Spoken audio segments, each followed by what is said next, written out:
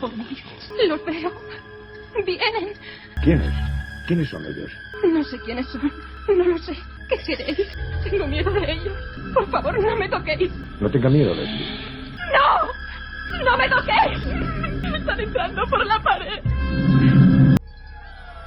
1:32, bienvenidos amigos, Milenio 3, una edición más, una noche más, una madrugada de misterio, y de un misterio clásico y moderno al mismo tiempo, porque exactamente hace 25 años, por lo menos en España, empezamos a ser conscientes de una casuística absolutamente desconcertante, extraña entre lo extraño, y que empezó a colarse en la vida cotidiana de los investigadores que teníamos interés en estos asuntos. De pronto, la habitación, la sencilla, hogareña y amable, casi siempre habitación, se convertía en espacio para el misterio. Lo que acabamos de escuchar no deja de ser la referencia a un arquetipo, a una estructura que siempre se daba, una persona angustiada que confirmaba que casi como si algo atravesase la pared, se había manifestado algo delante de ella. Había hecho acto de presencia. Hubo diferentes formas de acercarse al misterio. Hoy ese misterio parece desmadejado después de 25 años. Es como si el tiempo le hubiese sentado mal. Quizá porque hay otras teorías para explicarlo, quizá porque todos nos hemos vuelto demasiado serios, pero esta noche queremos penetrar sin miedo ninguno en eso que parecía locura, ciencia ficción o realidad, y que desde luego afectó a miles de personas, también en España. Aún quedan en algunos lugares, como islas casi perdidas, grupos de ayuda, y esto es interesante, para intentar auxiliar, aliviar a muchas personas que vivieron lo que contaba ese fragmento inicial. En mitad de la noche, la presencia, en mitad del dormitorio, en mitad del sueño quizá, en mitad de la vigilia, en mitad de la realidad y lo irreal, una presencia de diferentes formas y aspectos que nos sobresaltaba. Y después, el trauma, el shock, la sensación de que esa presencia podía aparecer cualquier otra noche.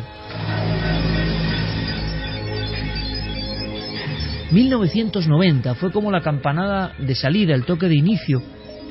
Yo recuerdo que comenzaba en la radio. ¿Cuánto tiempo ha pasado y qué mayor es uno? Hace 25 años uno estaba en la radio local. Y desde luego, para el compañero Lorenzo Fernández y para mí, que hacíamos ese trabajo juntos en aquel momento como jóvenes entusiastas, esto era un universo nuevo. Era, digamos, la última vuelta del cuentakilómetros, en el sentido de más raro no podía ser. Los casos extraños abandonaban el campo, abandonaban la carretera, abandonaban las planicies o la montaña, y de pronto la casa, que no deja de ser el refugio de uno, se convertía en una especie de teatro. No hablamos de los casos típicos de fantasmas, no. Estas apariciones tenían otro tipo de comportamientos que por lo menos en aquellos casos tenían que ver sobre todo con una actitud, sí podríamos decirlo, hostil, agresiva, incidiendo en la mente, en la psique del testigo y desde luego desestabilizando el resto de su vida. 1990 y aquel viejo programa de radio que yo nunca olvidaré, claro, y recibimos una serie de casos que nunca pudimos explicar satisfactoriamente, es verdad. Ramiro está en su cuarto. Ramiro se ha despertado repentinamente. Ramiro es un joven estudiante madrileño como tantos otros.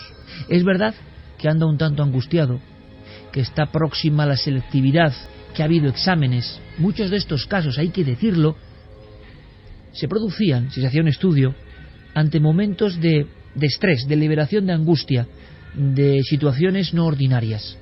Pero el sueño había sido plácido y de repente algo parecido a un golpe, una señal.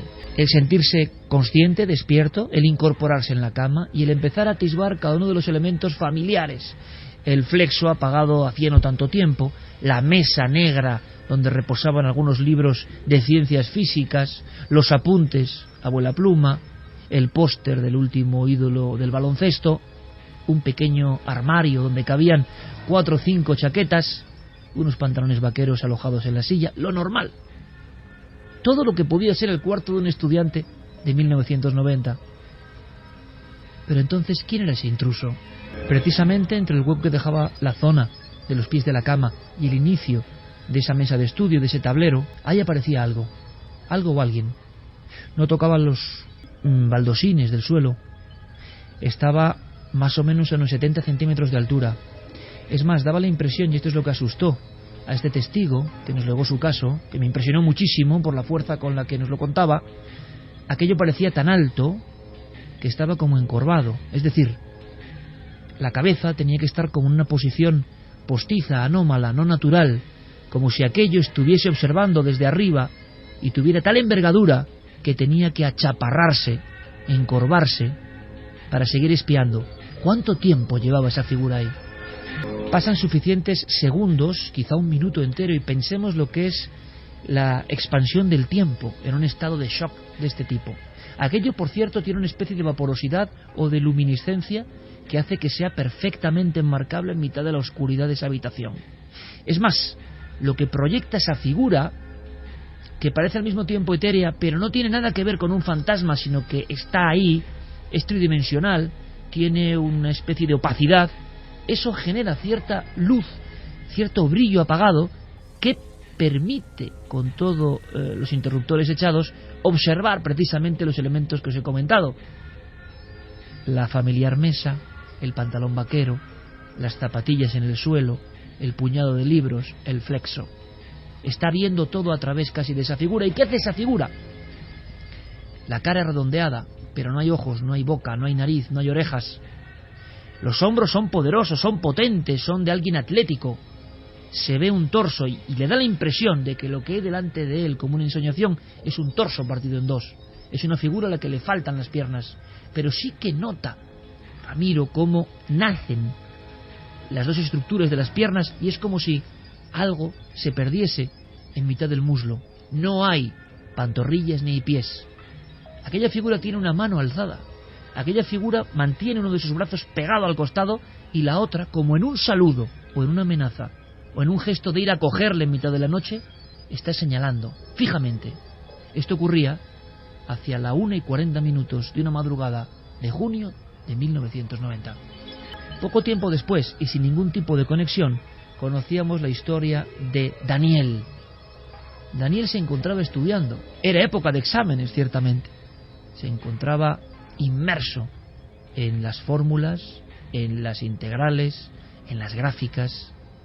Y entonces, y también con el primer caso, escucha algo. En este caso es con un movimiento leve. No hay mascotas en su domicilio, está solo en su casa, sus padres se encuentran de viaje, y es como si alguien hubiese movido, nos lo contaba, hubiese arrastrado ligeramente una pila de libros que había en la estantería situada justo tras su nuca, a su espalda. Le dio miedo porque no es el movimiento típico brusco que llama la atención, no, es como si alguien se hubiese colado en tu habitación y hiciese ese movimiento de seseo de la tapa del libro en esa estantería de fábrica, esa estantería que imaginamos blanca, gruesa. Alguien ha desplazado los libros. Cuando se gira, no hay nada. Sin embargo, lo ha escuchado perfectamente. Es entonces cuando vuelve su mirada hacia la cristalera que da un patio interior que tiene delante, reflejado también, curiosamente, con la luz de un flexo, como estoy yo ahora mismo, es cuando observa que exactamente detrás de él, a su izquierda, junto a la cama, a unos 2-3 centímetros, pegadísimo a la cama, una figura estrecha, una figura que le mira fijamente, una figura que la está viendo a través del reflejo y no tiene el valor, como es normal casi, se queda paralizado, se queda estático, dice que son los segundos más terribles de su vida, está viendo a través del cristal al intruso, que cuánto tiempo llevaba ahí. Le da la sensación a Daniel de que esa figura llevaba mucho observándole, que quería casi meterse en la pared, que quería pasar desapercibido, que quería casi filtrarse, observándole, y que él, en un descuido, en un movimiento provocado por ese ruido, había sorprendido al espía. Es esa figura que quiere como evadirse. Está ahí. La descripción es muy parecida. Él sí nota una especie de ojos, o más que ojos, como si esa cara blanca de nuevo tuviese dos hendiduras. Se mete hacia adentro, no hay pupila, no hay globo ocular. Es como una cara moldeada con barro a la que metiésemos los pulgares y dejásemos los huecos. Es muy estrecha, muy delgada, blanca. Lo que le sorprende a Daniel y nos deja helados a nosotros es que lo describe con la mano, como en un saludo, como intentando abalanzarse, que es muy alto, y solo a través del cristal está observando que esa figura no toca el suelo, se balancea ligeramente. Esos dos ojos, sin pupila, repito, esas dos sombras, le miran fijamente y delante de él, perfectamente despierto, sin ningún momento de sueño, aquello se va disolviendo, desaparece, como si nunca hubiese estado ahí. Los testigos no tenían ningún tipo de relación, coincidieron en la ciudad, en el espacio, prácticamente, y en el tiempo. Era la primera vez que nosotros escuchábamos hablar a personas con tal susto. Uno de ellos tuvo pesadillas permanentes, shock postraumático podría diagnosticarse, durante años. Pero aquello le sorprendió en la noche de junio de 1990. Los jóvenes investigadores, nosotros, sabíamos que algo estaba cambiando. Las personas estaban viendo el misterio de cierto aspecto como nunca antes en su propia habitación. Alguien o algo entró en mi dormitorio. ¿Pudo causarme aquello? Era una especie de reacción alérgica. ¿Cuánto hacía que la tenía? Fuera quien fuera, me resistía. Pero era demasiado fuerte y me llevó con él. Cuando todo se volvió real, bajé la mirada y vi la madera del suelo, repleta de arañazos que llevaban a la puerta. Intenté recomponerme. Estaba decidida a averiguar qué era, qué había entrado en mi cuarto, qué había dicho, a dónde me llevó y qué me había hecho. 1:44, Milenio 3 en la cadena SER. Esto se llamó VDD, Visitantes de Dormitorio. Lo hemos llamado también Proyecto Intrusos porque el reflejo social fue enorme. Entre 1989 y 1992, cientos de norteamericanos, por ejemplo, de australianos, de ingleses, aseguran que eso es lo que está pasando. Faltaba la espita, faltaba el caso inicial, o las personas valientes contando su experiencia. Entonces otros decían, eso es lo que me ha pasado a mí, y de eso hablamos esta noche. Y podéis participar, por supuesto, en esta intervención. Esta noche es de todos. Ya sabéis, como siempre, Nave del Misterio, con Diego Marañón y Guillermo León llevándolo todo. Nave del Misterio en Facebook, en Twitter, en Google+, en Instagram, en ikerjimenez.com, en navedelmisterio.com. Todo preparado siempre para esta experiencia diferente a través de las redes de comunicación. Y con Fermín Agustino, El Calero, Santiago Camacho, buenas noches. Buenas noches, Iker. Clara Tauces, buenas noches. Muy buenas noches. Y Javier Pérez Campos, buenas noches. Buenas noches. Mandamos un fuerte abrazo a Carmen, que estará la próxima semana. Esta no, estará escuchándonos. Y desde luego es un buen programa para escuchar en la cama. Es un clásico. Y les queríamos hacer una pregunta. ¿Qué pasó con este fenómeno? ¿Irrumpió de la nada porque es propio de la mente humana? Generar estímulos, generar terrores, siempre han estado ahí y se van transformando con el tiempo. ¿Es una cuestión patológica, traumática? ¿Es una cuestión que tiene que ver con los problemas del hombre y la mujer de hoy, de las últimas décadas, que tienen pesadillas y son asediados por temores diferentes con el transcurrir del tiempo? ¿O hay algo más? ¿Hay una naturaleza diferente que se alimenta de nuestro pensamiento? ¿O son, como muchos afirman, algunos investigadores todavía hoy afirman, seres exógenos, seres de fuera, y fuera es lo otro, o incluso aseguran que extraterrestres? Así empezó este fenómeno, como asociado a extraterrestres. Pasan la frontera de la carretera y el campo y se cuelan, vienen a por nosotros a la propia habitación. Sea como fuere, fue un fenómeno inolvidable y un fenómeno que tiene pros y contras y queremos discurrir con todos vosotros. También, por supuesto, milenio3 con número @cadenaser.com. Diego Marañón, compañero, buenas noches. Hola, Iker, buenas noches, ¿qué tal? Había una misión que me pareció curiosa de abordar, y es aquellos grupos de ayuda. Pocos fenómenos, ojo, porque vamos a ver que ya algunos aspectos lindan con lo increíble, lindan con lo absurdo hasta los propios investigadores. Pocos dirán esto puede ser así, pero quizá esto revela una naturaleza mucho más profunda del ser humano. Pero pocos misterios han generado grupos de autoayuda, grupos de personas intentando sacarse un shock de encima. ¿Qué pasó con aquellos grupos, Diego? Pues todo comienza con esa película de la que hemos escuchado un corte al empezar, Intrusos, que se basó en un libro de Bud Hopkins, un autor, un investigador del fenómeno ovni, que a mediados de los 80, junto a Whitley Strieber, apareció en las librerías, y digamos que los relatos sobre abducciones empezaron a popularizarse en gran escala, ¿no? Sobre todo en Estados Unidos. comenzó a difundirse lo que hoy entendemos por el moderno episodio de abducción, de secuestro extraterrestre tal y como lo conocemos, ¿no? Con todas sus características de luz, de sensación de flotar, en fin, todos esos elementos que hemos descubierto gracias también al cine y a la televisión. La adaptación televisiva de ese libro de Intrusos, 4 capítulos, y que el propio Hopkins asesoró, propició que se produjeran un montón de llamadas, de cartas que narraban episodios de este tipo. Era como que algo se estaba despertando, ¿no?, en Estados Unidos. Curiosamente, muchos de esos episodios tenían como protagonistas a niños. Y por tanto la respuesta de Bud Hopkins ante toda esta avalancha de comunicaciones fue inmediata. Él diseñó una especie de cuestionario tipo para tratar de saber si una persona había tenido una experiencia de estas características. Creó la Fundación Intrusos, como bien comentabas. Estamos en 1989. Bud Hopkins es un autor ya conocido que ha publicado obras como Tiempo Perdido, y él lo que hace es crear esta organización que no tiene ánimo de lucro de ningún tipo y que reúne a pequeños grupos heterogéneos de características muy distintas. Hay gente de un montón de clases sociales y todas ellas son personas que aseguran haber sido víctimas de episodios de visitantes de dormitorio. El objetivo de esos grupos es intercambiar experiencias, impresiones. Es una especie de terapia de grupo que les ayuda a superar el trauma. Para que todos nos entendamos, es una especie de lo que podríamos entender como una reunión de alcohólicos anónimos, de grupos de ludopatía, gente que se junta y que mediante charlas y diálogo intenta superar ese trauma. La Fundación Iker tenía 4 objetivos. Quería proporcionar un entorno de comprensión a estas personas, quería llevar a cabo una investigación sistemática sobre las abducciones, saber qué eran y qué elementos tenían.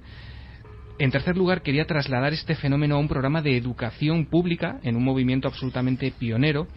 Y por último, pretendía, y esto es muy interesante, que los profesionales de distintos ámbitos, tanto médicos como psiquiatras, como, en fin, un cuerpo de profesionales, se formaran y se especializaran en estas experiencias para atender a toda esta gente.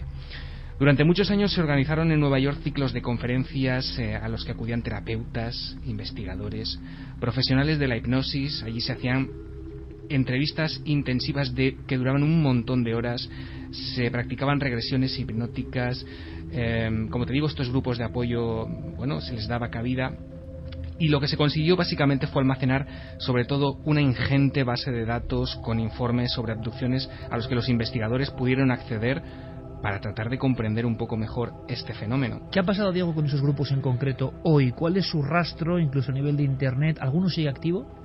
Verás, esta en concreto, la fundación de Bud Hopkins, desapareció en 2012, un año después de la muerte de su creador. Se disolvió. De hecho, el último comunicado en esa web, que hoy no está disponible, hay que acudir a ella mediante herramientas específicas, es el propio obituario, la esquela de Bud Hopkins. Pero sí que hay más. Por ejemplo, hubo más por lo menos, entre el 89 y el 91, el propio Whitley Strieber fundó una especie de órgano de comunicación y de intercambio de experiencias, de Communion Letter, que se esforzaba también en buscar una solución al enigma abducción. Y sí que hay, por ejemplo, 2 grupos que hoy en día siguen en activo, Iker. Una es la australiana UFOESA, que preside Peter Curry, una supuesta víctima de abducción en 1988. Esta organización se funda en el 93 y trata de encontrar también una explicación razonable. Como te digo, hoy sigue en activo. Y otra de ellas es la que preside David Jacobs, autor de Vida Secreta, un libro fundamental y muy interesante sobre estos fenómenos, que está al frente del Centro Internacional para la Investigación de las Abducciones, el ICAR. Se preocupa especialmente de proporcionar información y formación a terapeutas que se encuentran con estos casos, y en su web, curioso, Iker, lo acabo de ver esta noche, hay un cuestionario online a la que la gente puede acceder para tratar de ver si ha sido abducida o si tiene síntomas, y como te digo, este grupo también está en él. Síntomas, ha dicho Diego, y es muy curioso porque muchas de las personas que sufren decían algunos, delirio de agresión nocturna alienígena. El compañero Javier Sierra y José Guijarro en su vida hicieron en su día un estudio complejísimo de lo que llamaron síndrome Diana, entre la patología y la sensación real de que algo estaba ocurriendo, y había una serie de elementos curiosísimos. Por ejemplo, las marcas en el cuerpo, marcas como un arañazo triple, o a veces unos puntos, un triángulo en la espalda. Era muy inquietante. Personas que se despertaban con unas pesadillas muy concretas y, lo hemos comentado en alguna ocasión, había unas marcas que ya en los años 90 se convierten en emblema. Antes de esos años 90, la casuística puramente ufológica, habéis escuchado a Diego haciendo ese informe, que en los 90 todo esto se relaciona todavía. ¿Con qué se va a relacionar? Si hay un ser, como hemos descrito, sin rostro, o a veces de pequeño tamaño, que viene en la noche. No estamos viendo ningún ovni, ninguna luz muchas veces, nada ajeno a ese ser. Pero el hombre y la mujer de hoy ya no creen en viejos fantasmas en general. Son cosas del pasado, páginas que ya están arrancadas de la memoria colectiva. Por tanto, el nuevo arquetipo viene a sustituirlo. El que viene en la noche ya no es un fantasma ni por supuesto un demonio, que gozan de poca popularidad. El disfraz del extraterrestre los ha suplantado. Y sin embargo, ¿qué elementos tenemos para saber que esa figura que vieron los amigos Daniel o Ramiro eran extraterrestres? ¿De dónde venían realmente? ¿Un extraterrestre se comportaría así? Esa cualidad medio etérea, llegar sin que nadie sepa cómo, escurridizo como una sombra, ¿eso qué tiene que ver? Pero al principio se asociaba con extraterrestres. Y es verdad que en la ufología había algunos casos muy concretos donde se relacionaban hechos. Por ejemplo, hay un caso precisamente en Cantabria donde hay un matrimonio, otro muy parecido en Huelva, de los primeros que nos iban llegando, que daban escalofríos. ¿Por qué? Porque en estos dos casos, que recuerdo que a mí me impresionaron mucho investigarlos, la pareja se despierta por una especie de sonido parecido a un zumbido. Atentos a esto que luego lo comentaremos, siempre como una señal, como un elemento interruptor que no es ordinario, que cambia la situación y que la plácida noche, la plácida oscuridad de nuestra propia habitación se rompe con algo que uno puede pensar que es que han entrado en casa, que hay alguien forzando una ventana, una cerradura. Muchos de los casos que yo investigué, y algunos escalofriante de verdad, igual lo contamos, empezaba como con un tintineo, unos golpecitos, pero algo que parecía físico, es decir, que parecía la no menos inquietante mano de un ladrón entrando, moviéndola. Pero de repente pasan unos segundos y eso se ve que no es, que no hay una interacción humana. En este caso de Cantabria y en el de Huelva, la pareja se despierta al mismo tiempo, se miran cara a cara. Marido y mujer son conscientes de que están observando lo mismo, y entonces a los pies de la cama y cerca de la pared, en el ángulo ya con el techo, un ser de nuevo alto, tan alto que está encorvado, en este caso de un tono oscuro, tampoco se ve muy bien, es como una sombra, es corpulento, tiene las manos, los brazos como en gesto de agarrar, de atenazar, y en uno de los casos en Santander en concreto, el marido siente tal pavor y tal pánico que su reacción es lanzarse a por esa figura, porque cree que es alguien físico, un encapuchado, un ensotanado, que los va a matar, que ha aparecido en mitad de ese lugar y que los va a matar. Cuando se lanza por la figura, aquello se desvanece, pero se desvanece viéndolo la mujer desde la posición aterrada con la espalda en el cabecero de la cama, ¿no? Dando un grito. No es que fuera una imaginación, es que aquello se convierte en un humo que se va marchando, un humo como maligno que segundos antes había conformado una estructura que les observaba.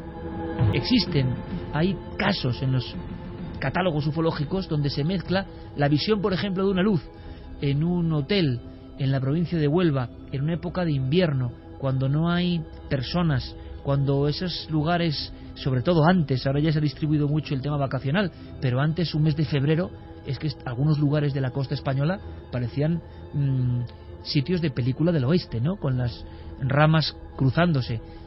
Unos médicos tienen que estar en una serie de conferencias y las dos parejas observan una extraña luz, un extraño sol que se va aproximando de la parte de la playa que casi da a la propia estructura del pequeño, discreto hotel, rodeado de otros muchos hoteles donde no hay nadie, solo ventanas apagadas. Esa luz, como un sol bajo, está flotando y lo están viendo. Con el resplandor de la luz que entra dentro de la doble cristalera, planta 1 y planta 2, ven una figura pequeña en el lado de la ventana, como un niño, la cabeza un poco abombada, así lo ven, tiene las manos como pegadas al cristal, y cuando les da un escalofrío es cuando ambos perciben que no está al otro lado del cristal, que está mirándoles ya traspasado el cristal, que por algún motivo ese niño lleno de oscuridad, esa figura reflectada por la proyección del fondo de esa luminaria que ha aparecido, está ya dentro. Es más, está casi posado en el pequeño radiador encendido y está dentro de la habitación. Pero estos casos sueltos eran eso, historias sueltas. No teníamos una forma de hilarlas. En Estados Unidos, como siempre, se iba más deprisa y ya había mucha casuística. Los niños, Javi, Los niños fueron víctimas de estos sucesos, que por supuesto tenían la dificultad de ver cómo se deslindaban de la psicología infantil y sus miedos, y en Estados Unidos empiezan los grupos de ayuda y los análisis de dibujos curiosísimos de miles de niños. Efectivamente, ellos son los primeros que empiezan también a alertar a sus familiares de que algo está ocurriendo. Y de hecho, claro, los padres de esos niños son, digamos, unas víctimas, entre comillas, que hacen mucho más ruido porque, claro, están aterrorizados por lo que puede estar ocurriéndoles a sus hijos. E inmediatamente se ponen en contacto con diferentes expertos como Bad Hopkins a través de esa fundación Intrusos que comentaba Diego, donde se reciben decenas de llamadas, de cartas de estos padres asustados, hablando de que niños, sobre todo entre edades comprendidas entre los 4 y 14 años, están hablando de personajes de pequeña estatura que cada noche visitan los dormitorios de sus hijos. Y lo curioso es que sin ellos saberlo, todos estaban describiendo la misma figura, la figura de pequeño tamaño, de cabeza almendrada, de ojos prominentes, de tez muy pálida, que en ocasiones se quedaban mirando a los niños simplemente como si estuvieran espiando su comportamiento, y ellos, al sentirse observados, se despertaran y los pillaran infraganti. Pero había casos que los niños habían relatado a los padres cómo estas figuras de pequeño tamaño en ocasiones rodeaban la cama, los cogían a los niños a través de los brazos y rápidamente los impulsaban hacia el cielo, a veces incluso los sacaban a través de la ventana, y los niños decían que los llevaban desde la cama hacia un gran ojo azul, y allí en ocasiones eran sometidos a todo tipo de pruebas, en ocasiones dolorosas. Por supuesto, en toda esta larga historia de las visitas de dormitorio hay explicaciones científicas. Persinger encabeza una sobre quizá un recuerdo mal asimilado del proceso de una operación, despertarse inconscientemente en el proceso de la anestesia y que la imagen de ese gran foco, de esas figuras embozadas, sea algo como perdido en la mente infantil, y es una agresión. Evidentemente los médicos a nivel de un niño te están agrediendo, tú no sabes lo que está pasando, y menos con el cloroformo, entre comillas, de la anestesia. Se habla también de patologías concretas que tienen que ver con periodos donde todavía están muy presentes las llamadas imágenes perinatales, afectando la mente del niño y además afectándolo de por vida. Esos miedos, cuando el oyente de Milenio 3 tiene un miedo repentino en la noche, hablaremos del miedo en el futuro, no está sino recuperando archivos del cerebro reptiliano antiquísimo que tienen unos códigos muy precisos. Las imágenes de los miedos perinatales, miedos desde el parto, están ahí. Pero hay muchos casos muy complejos, es toda una fantasía. El género humano, como diría Jung, está fantaseando al mismo tiempo, o realmente estamos siendo testigos de algo. ¿Y los investigadores españoles qué hacían? Yo creo que Javier Sierra y José Guijarro fueron de los más activos en aquel proyecto Diana, que muchos recordaréis. Y el propio José Guijarro, en una de sus investigaciones, confesó haciendo guardia en la casa de una de las testigos que había tenido experiencias con la visión de lo que ha contado exactamente Javier Pérez Campos. La irrupción varias veces en la puerta del dormitorio, que es que esto hay que vivirlo, te despiertas y en el marco de la puerta, en esa casa no hay niños, hay lo que parece un niño con un traje ajustado, con una cabeza como bombada, que está mirando y que parece que además lleva cierto tiempo mirando. Después o se marcha rápidamente y la testigo no tiene el coraje, lo entendemos, de levantarse de la cama, se queda paralizada hasta que llega la luz del día. Aquel individuo además se ha ido desplazando de una forma como antinatural, que da más miedo, es decir, no parece una figura ni siquiera humana, parece casi un holograma, una especie de animación que se ha puesto ahí delante. Y el propio Guijarro, en alguna ocasión, yo lo recuerdo comentando que había percibido, aunque sea en un esbozo, la visión de una figura siendo el investigador. Y los investigadores continúan investigando en España hoy. A mí me interesaba en este recuerdo 25 años después del fenómeno tan raro de los VDD, si todavía hay casos. Y uno de los más incombustibles ufólogos de este país y gran amigo, Marcelino Requejo, que ha peinado tierras de Zamora y de Galicia siempre en busca de casos en primera persona, nos contaba, por ejemplo, el de José María Basalde y tantos otros que he leído recopilando en sus cuadernos de campo. Es decir, las personas, tiempo después, con el asunto ya casi olvidado, seguían teniendo estas experiencias, y lo vais a escuchar, de una complejidad que o bien es una invención, una locura, o desde luego están conectando con algo que no entendemos. Escuchad. y este muchacho se encontraba entonces preparando los exámenes finales de curso. Sobre las 6 de la mañana aproximadamente, que estaba dejando amanecer, pues se levantó, o había puesto el levantarse pronto y estudiar. La persona no se encontraba durmiendo cuando suceden estos hechos. Se encontraba sentado en la cama estudiando. De pronto lo que observa es que a través de la ventana, ya digo, estaba amaneciendo, la luz comienza a crecer de forma inusual con un zumbido muy fuerte y según nos narraba, lo que ocurre es que esa luz penetra en la habitación, la invade completamente, que llegaba incluso a molestar a la vista, literalmente. Y acto seguido, lo que él nos dice es que se ve a sí mismo tumbado en una camilla y dos seres pequeños, como con unas batas blancas y la cabeza en forma de pera invertida, con unos ojos negros enormes, que se acercan hacia él, hacia esa camilla, y comienzan a palparle con unas manos que no tenían dedos, que eran redondas. Comienzan a palparle desde la cabeza hasta los pies. Y a continuación, estos seres se retiran de un lado y de otro de la camilla y comienzan a alejarse hacia el fondo de la habitación y desaparecen, y la luz permanece todavía unos instantes hasta que comienza a encogerse hacia la ventana, y él lo que ve a continuación es que se encuentra sentado como estaba en la cama y la luz desaparece, se aleja rápidamente de la ventana hacia el monte, porque era una casa aislada, una vivienda en las cercanías de Abadín, en Lugo. Y bueno, él lo que hace es levantarse corriendo de la cama, no se encuentra impedido absolutamente para nada, se encuentra muy asombrado por lo que acaba de suceder, y lo que ve es alejarse ya esa luz, pero bastante lo lejos en los montes. Es lo único que nos puede decir sobre la luz en sí.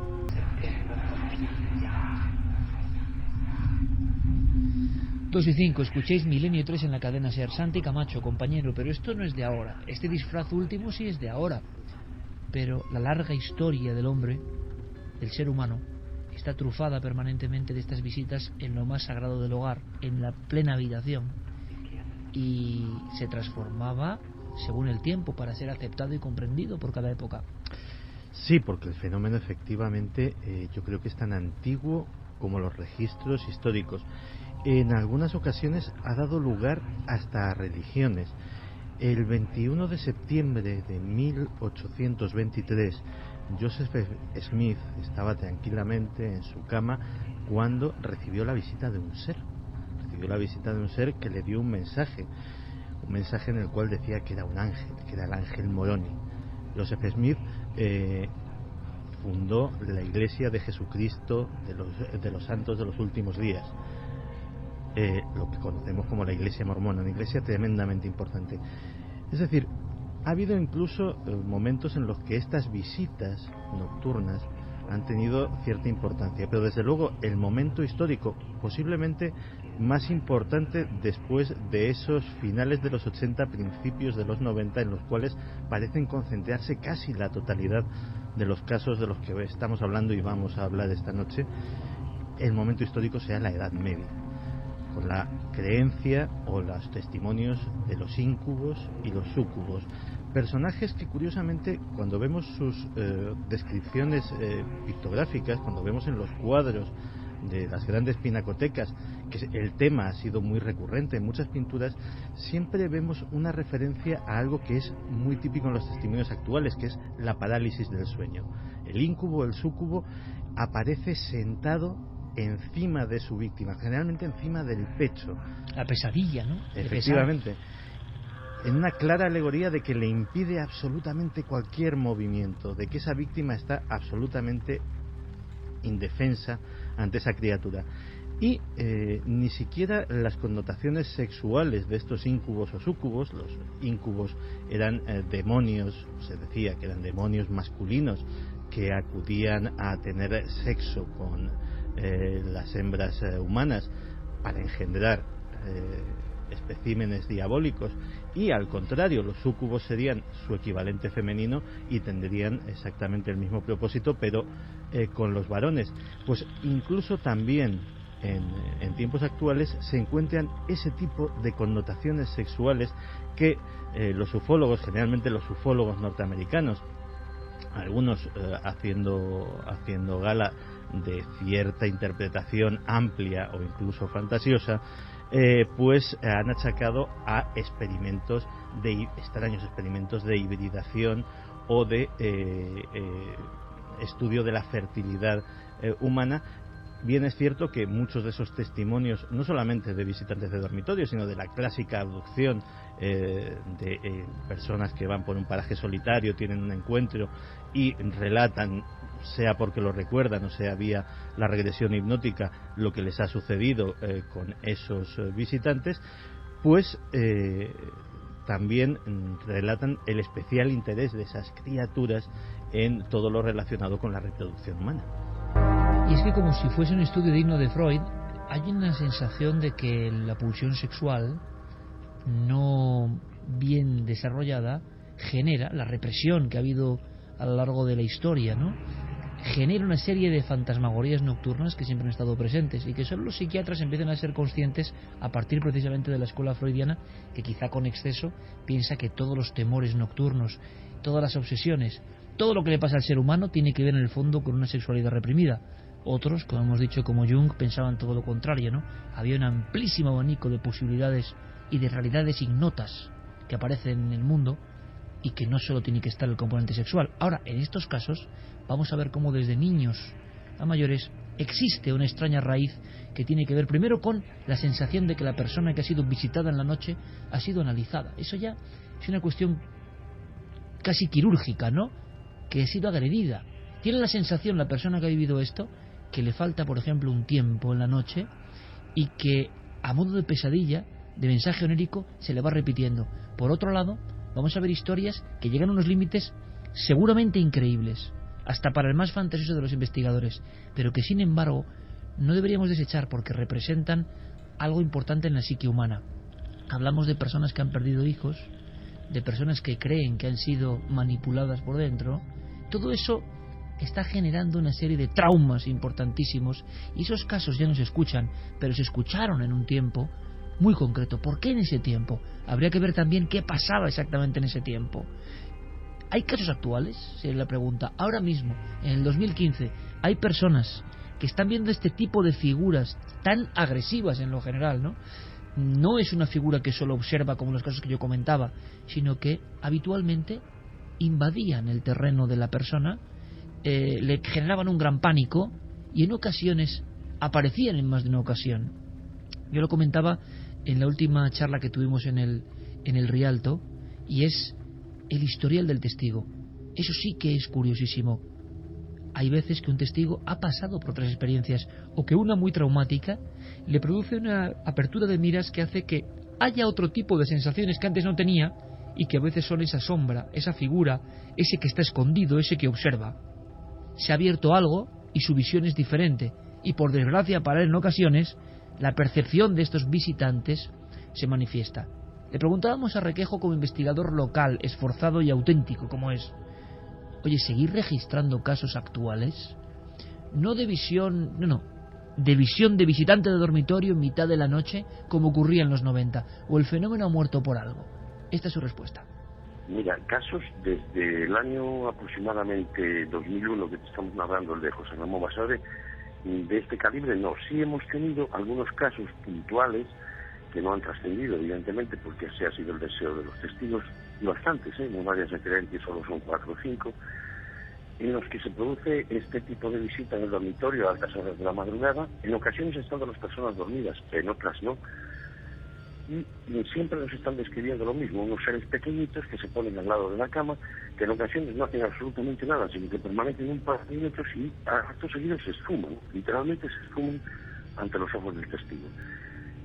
Lo que sí hemos tenido algún caso que hemos podido comprobar es el de aparecer marcas en el cuerpo del testigo, en la espalda concretamente, en 2 de los casos, en forma de triángulo, como unas quemaduras redondas, formando un triángulo equilátero en la parte baja, en la parte lumbar. Otro de los elementos que realmente dejaban helados a los investigadores, incluso había marcas. ¿Había habido algún tipo de manipulación? ¿O era autoagresión?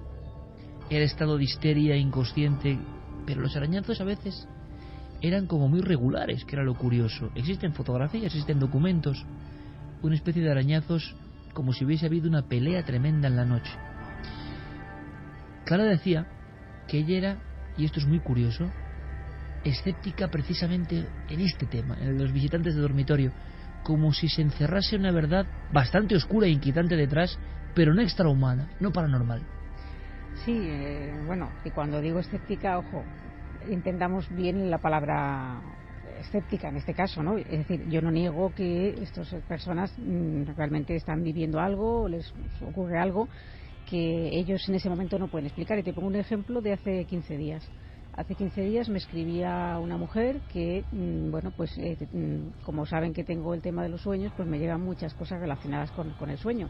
Y en este caso era una experiencia que ella había vivido hace un montón de años, cuando ella era prácticamente una adolescente, que por miedo a la burla y demás no había contado a nadie. Y bueno, pues que se atrevía ahora a contármelo porque seguía todavía con miedo, no se lo había contado ni a sus padres. Yo leo esa experiencia y es calcada del libro a lo que sería una visita de dormitorio, pero con todos los componentes de lo que se denomina parálisis del sueño, también hay que decirlo. Y claro, así se lo hago saber, es decir, esa persona ha estado viviendo un montón de años guardando un secreto que realmente le inquietaba y bueno, hasta el extremo de no atreverse a contárselo a su propia familia, sin saber que a lo mejor eso que ha estado viviendo tenía una explicación perfectamente lógica. Y yo creo que en muchos de estos casos las explicaciones vienen con fenómenos relacionados con el sueño, con los momentos antes de quedarnos dormidos, ese estado de duerme-vela, y en los momentos de justo despertar, cuando no estamos todavía despiertos del todo. Están las dos clásicas visiones, ¿no? Sí, reciben unos nombres así muy pomposos, ¿no? Imágenes hipnagógicas, que serían las que preceden al sueño, ese periodo, como decimos, de duerme-vela, y hipnopómpicas, que sería lo mismo, pero en el momento del despertar. Y tienen características comunes que se asocian bastante con el tema de los visitantes de dormitorio. Ojo, yo no digo que todos los casos tengan esa explicación, ni mucho menos. Es decir, a mí hay algunos casos que, sobre todo cuando existen, pues mira, no te diría mejor que una marca de un triángulo equilátero como del que hablaba nuestro compañero Marcelino, que además hay otros casos también con punzadas, en forma de triángulo también, ¿no? Eso, imaginemos, por ejemplo, que eso tuviera una explicación en cuanto a, imaginemos que a lo mejor lleva algo en la ropa, alguna etiqueta, algo que precisamente tiene una forma muy, muy regular y que puede ser eso, claro, teniendo esa noche anterior esa experiencia, se puede asociar que, en fin, que ha tenido algo raro, ¿no? Pero la verdad es que es un fenómeno en el tema de la parálisis del sueño y sobre todo todas esas imágenes hipnagógicas que van asociadas unas cosas con otras, muy estudiado y bueno, muy común y muy relacionado con este tipo de experiencias terroríficas muchas veces. Para que toda nuestra audiencia lo sepa, aunque lo hemos contado en alguna ocasión, pero siempre es bueno refrescar términos para la gente joven, sobre todo que se va incorporando, ¿no? Y no digamos ya a través de la red, de los podcasts que disfrutéis en cualquier momento, ¿no? Visión hipnagógica o hipnopómpica, ¿cómo podríamos definir una visión tipo para que todos lo entendamos y digamos, eso a mí me ha pasado en alguna ocasión? Bueno, pues estas visiones normalmente las tenemos todos, ¿eh? Lo que pasa que hay grados. Hay, por ejemplo, el grado ligero, que es cuando, por ejemplo, tenemos los ojos cerrados, estamos intentando quedarnos dormidos y empezamos a ver como chiribitas, como destellos de luz e incluso alucinaciones auditivas del tipo de que nos susurra alguien, de que alguien nos llama, sonidos metálicos, zumbidos. Los mismos que hemos descrito en algunos de los casos. Exacto, por eso estoy haciendo hincapié en todo lo que se parece. Es decir, pues ¿oíste algún motor? Oí como un zumbido. Pues es que es parte de ese tipo de alucinación. Estas veces no se suele prestar atención porque es algo muy común, especialmente lo de los chispazos, las luces, etcétera, ¿no? Y casi nadie le da esa importancia. Pero cuando llega a un grado mayor, esas imágenes se convierten en algo que la persona tiene la sensación de que debe estar alerta porque alguien ha invadido su espacio, ya sea en la propia habitación o en la casa. O sea, sabe que hay una presencia y esa presencia produce inquietud y malestar. Y lo que pasa después, posteriormente, es que muchas de esas imágenes hipnagógicas y hipnopómpicas se asocian indefectiblemente a lo que es la parálisis del sueño. Y ahí es cuando ya encima no nos podemos mover, no podemos levantarnos ni ver qué es esa figura que está vagando. Algunos de los casos que habéis comentado simplemente se limitaban a mirar a la persona, o eso es lo que esa persona percibía. Que eso generaba además una angustia especial, porque tú ves a alguien que solo te está mirando, haciéndose el escondido, y eso da mucho más miedo. Claro, pero no hay, es una presencia neutra, ¿no? Es decir, se está como camuflando entre pues las cortinas que hay en la habitación, ese montón de ropa que en un momento determinado hemos dejado ahí, pues porque no hemos tenido tiempo de colocarla en el armario. Esos lugares oscuros surgen esas presencias, esas formas que realmente nos parecen de verdad auténticas, no, yo no digo que no lo sean, ¿no? Pero luego hay lo que es la presencia amenazante, que es cuando esa presencia directamente se acerca a ti, como ha descrito también Santi con el tema de los íncubos y los súcubos, se adhiere a tu cuerpo, intenta, tú sientes amenaza física hacia tu vida, notas que te asfixias, que esa persona o esa entidad trata de incluso de aprovecharse físicamente de ti o abusar de ti o hacerte daño, en cualquier caso, ¿no? Esa sensación de peligro, ¿no? Y como decimos, están todo esto acompañado con alucinaciones de tipo auditivo, táctil, muchas esas presencias, eso de notar que alguien se sienta en la cama, ese peso que tenemos al lado, que hemos sentido yo creo que prácticamente todo el mundo, ¿no? En algún momento de su vida, y hay gente que con más cierta profusión. ¿Por qué? Pues porque cuando este tipo de fenomenología contrastada se repite mucho, hay que plantearse si no existe algún tipo de trastorno del sueño asociado a ello, que también lo hay. ¿Qué está pasando cuando nuestro mundo de la consciencia está siendo arrebatado o invadido por otra nebulosa, por otra niebla absoluta, donde hay un montón de cosas sobre las cuales no tenemos certeza ninguna y que están llegando a nosotros con una oleada? Es hasta normal que en esos dos periodos, no creo que lo explique del todo, sino que en esos dos periodos se produzca el contacto con lo otro, ¿no? Bueno, tú hablas ahora mismo de un gran telón en el que se proyectan una serie de imágenes, y a esta misma hora en muchos cines de Estados Unidos se está proyectando precisamente un documental titulado La pesadilla, un documental que ha levantado auténtico interés por parte del público, porque se trata de la recopilación de una serie de testimonios por parte de Rodney Ascher, un hombre que ya dirigió Habitación 237 sobre El Resplandor. Y este hombre ha recogido una serie de testimonios de visitantes de dormitorio de casos de parálisis del sueño. Él dice que un 6% de la población sufre este tipo de parálisis, pero claro, en su película, que dicen algunos que es una de las películas de las cintas de terror pues más impactantes del año, precisamente porque está apoyada en testimonios reales, claro, él teoriza en que quizá ya hemos dejado de hablar de visitantes de dormitorio porque le hemos dado esa nueva denominación de la parálisis del sueño. Quizá eso no sea más que el fichero perfecto, el fichero que nos sirve de tranquilidad, pues para almacenar esta serie de experiencias que de otra forma serían mucho más inquietantes. Por otro lado, y mira que la tengo cariño desde hace décadas, que ya somos mayorcitos los dos, esta vez no estoy de acuerdo con Clara, al menos no al 100%. Yo creo que este fenómeno, si se parece en algo, se puede parecer, por ejemplo, al fenómeno OVNI.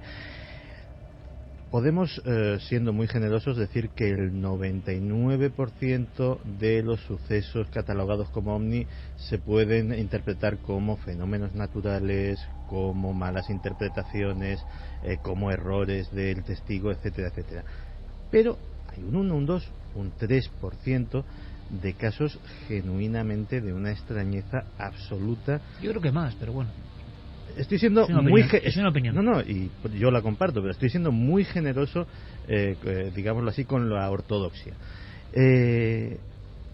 Pero esos casos de alta extrañeza en este caso también se dan.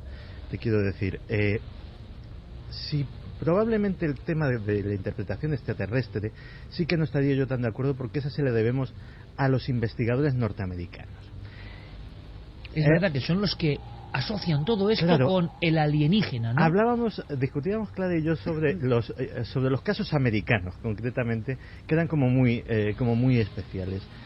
Al final sabemos de los casos lo que nos dicen los investigadores o lo que nos transmiten que les han dicho los testigos, y en muy contadas ocasiones tenemos el testimonio directo de esos testigos.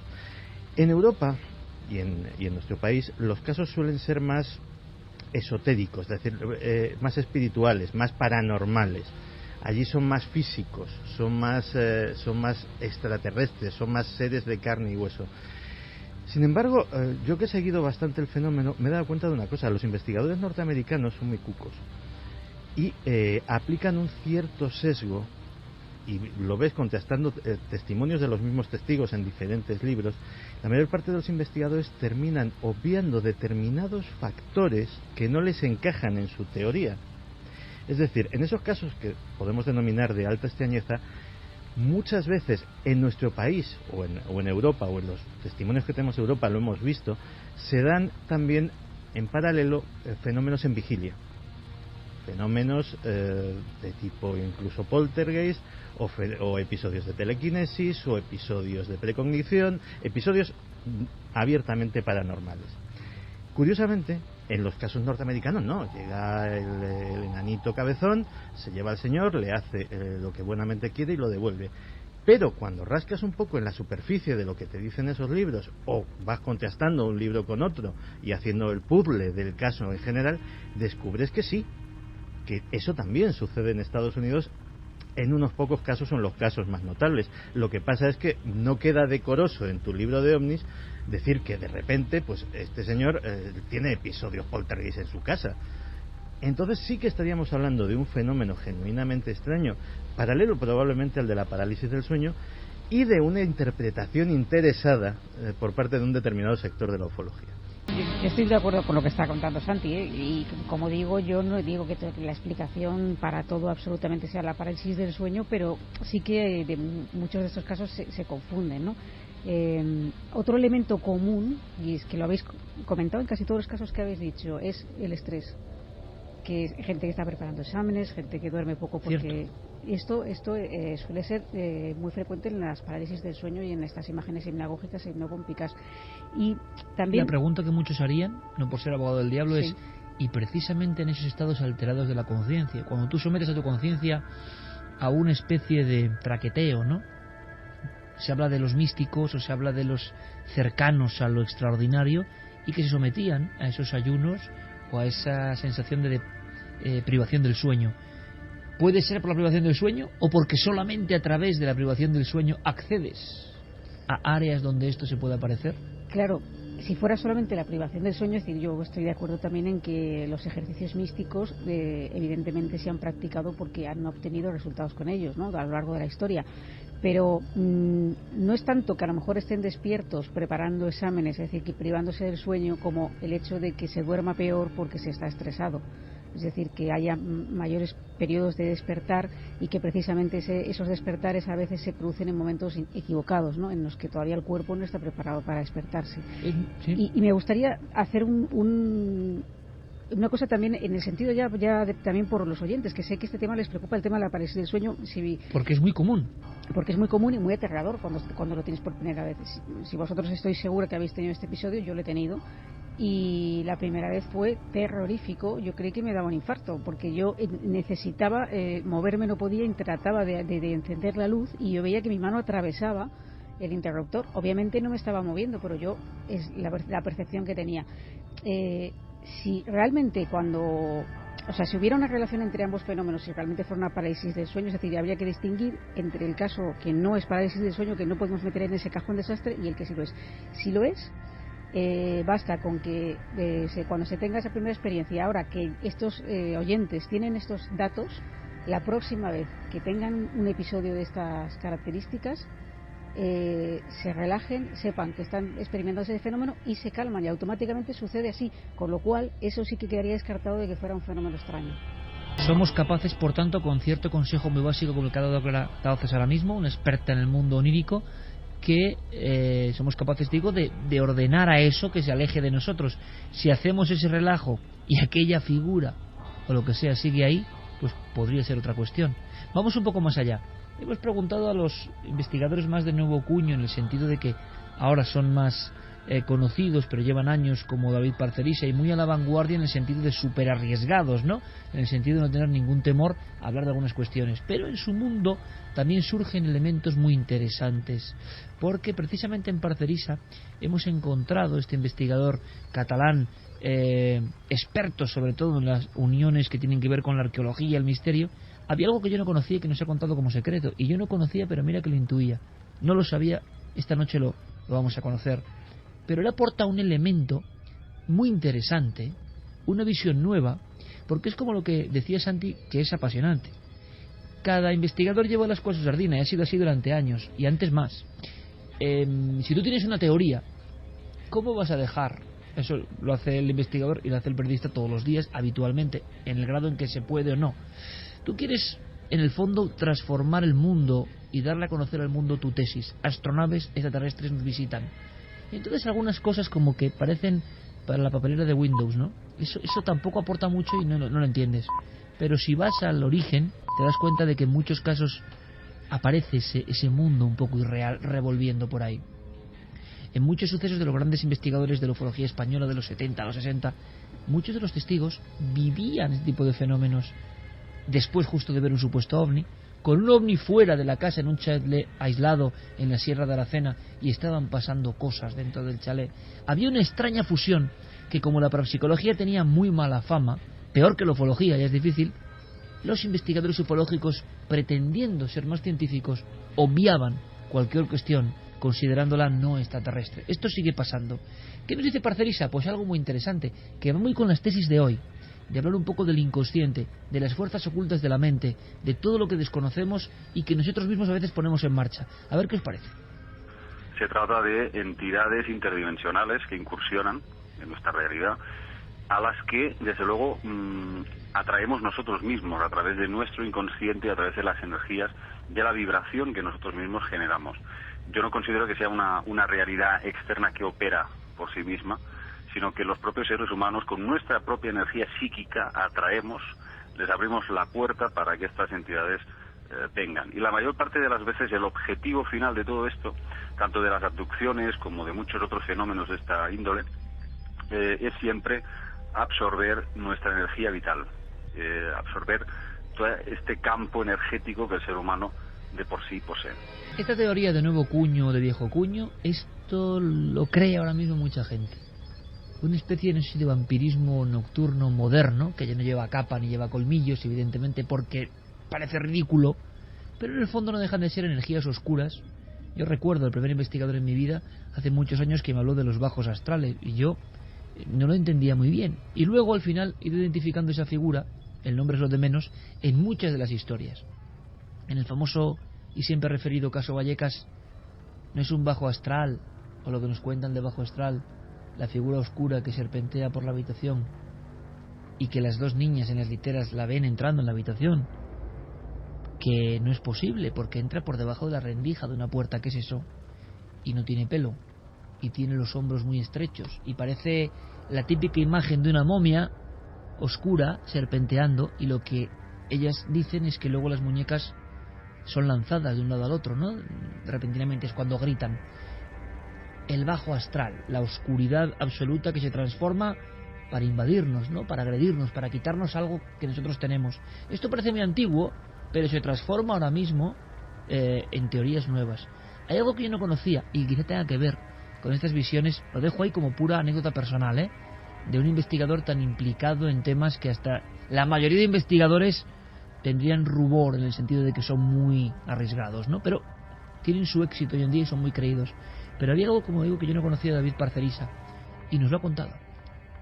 Este es un tema que hasta yo mismo puedo pues comentar alguna experiencia, alguna anécdota, porque yo he sido pues máximo afectado, ¿no? Ya desde mi infancia he vivido este tipo de visitas, de experiencias, ¿no?